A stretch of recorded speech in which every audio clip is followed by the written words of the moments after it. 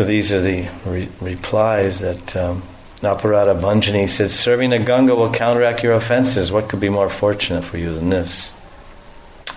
So these are the reply of Nityananda. Kaku kari sabare kariha namaskar tabe saba aparadha shamiba tomar. Nitai said, humbly offer your obeisances to everyone, then all your offenses will be forgiven. Kaku kari sabhare kariya namaskar tava saba aparada shamiba tumar.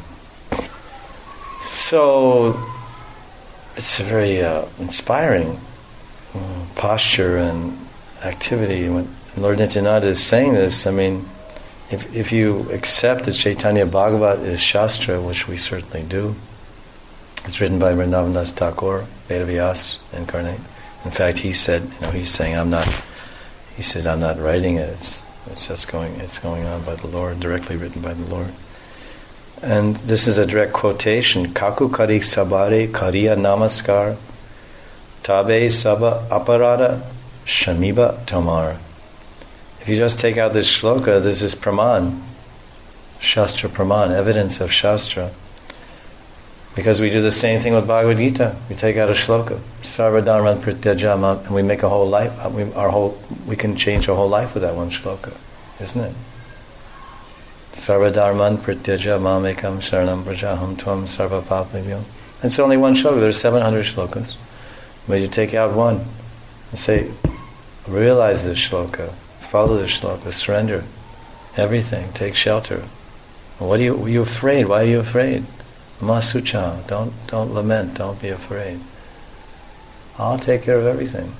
Aham, I'm there. My stamp is there, government stamp, attested, notarized. Krishna says Aham. The speaker of Gita is Aham, Krishna. Aham Krishna, Aham Bhagavan, Aham. Anyone wants to say that? Come on. So Pondraka, he says, Pondraka says, hey, aham Bhagavan. See, Pondraka had 4 arms. Chaturbhuj Narayan, Pondraka. But 2 arms were made of cardboard. 2 arms were human arms, Manush Bhuja, human arms, but 2 arms were cardboard. Kagas Bhuja. Paper arms. So then, but the Bhagavan, Dwarkanath, Narayan, Vishnu, Krishna, he said, Aham Bhagavan, and he said, I'm going to drive you to hell, we'll see who's Bhagavan.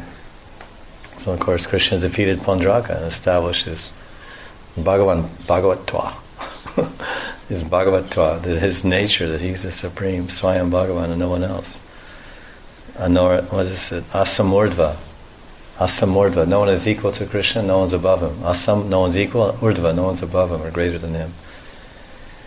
So this is nice instruction. So this is Bhagavad Gita, right? So now you take this Chaitanya Bhagavat, which is Srimad Bhagavatam, take this one shloka of Nityananda's teaching, Nityananda Shiksha. And what do we see? Say we just take this one shloka and say, what is this one shloka telling us? God is saying, if with humility, if you offer obeisances to everyone, doesn't say Vaishnava, it says Saba, everyone. Doesn't say Vaishnava, it could say Vaishnava also. There's so many people, they're all Vaishnavas, but there's some Muslims also, and they also do Prikrama of Radhakund, whatever kind of Muslims they are. They're not Vaishnavas, they're born Muslims, and if you ask them what's your religion, they'll say Muslim. Right?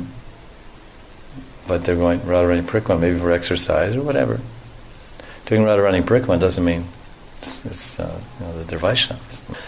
But he's not saying Sab Vaishnav Namaskar. He says Kaku Kari Sabare. So this is, then we can establish a point of Siddhanta here.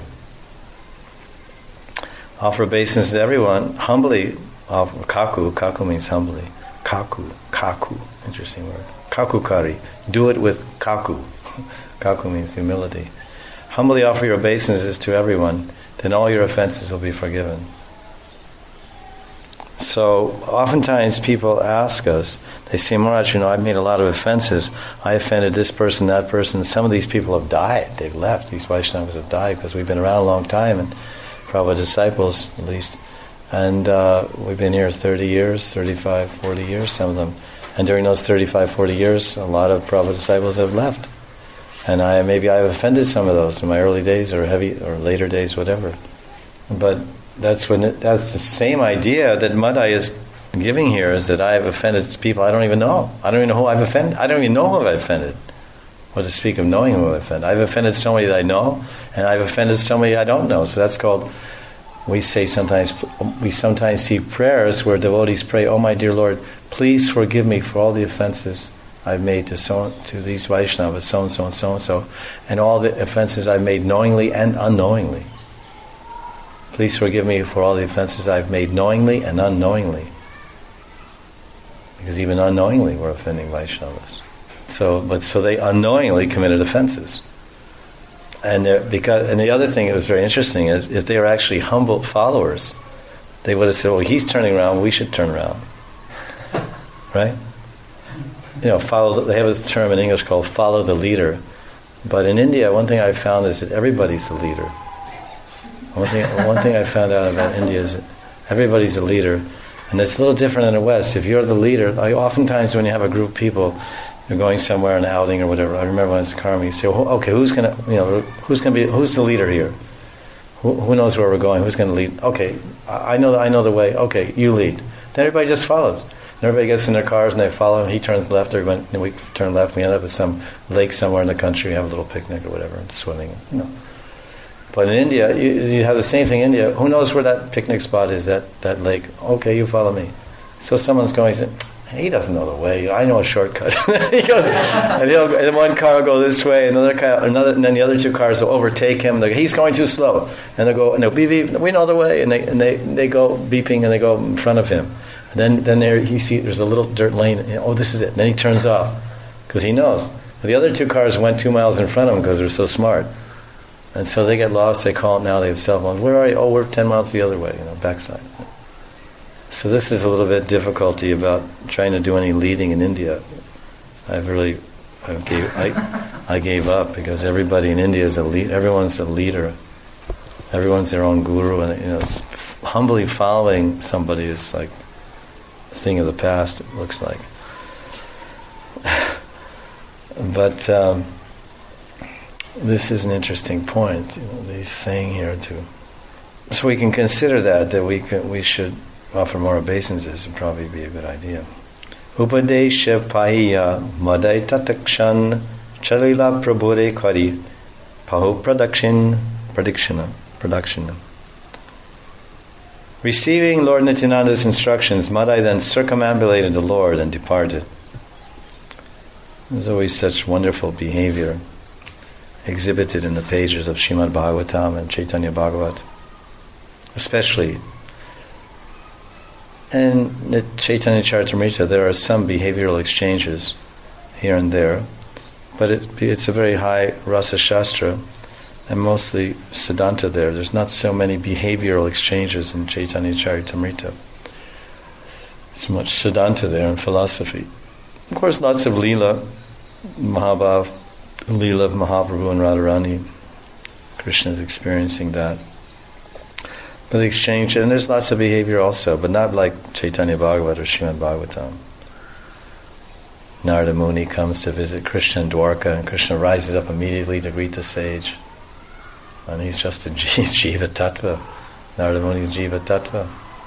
And this is Vishnu, Swayam Bhagavan Vishnu, rises up to greet him, welcomes him with sweet words, and then bathes Narada Muni's feet, sprinkles water on his head and on the heads of the queens, and offers him a feast.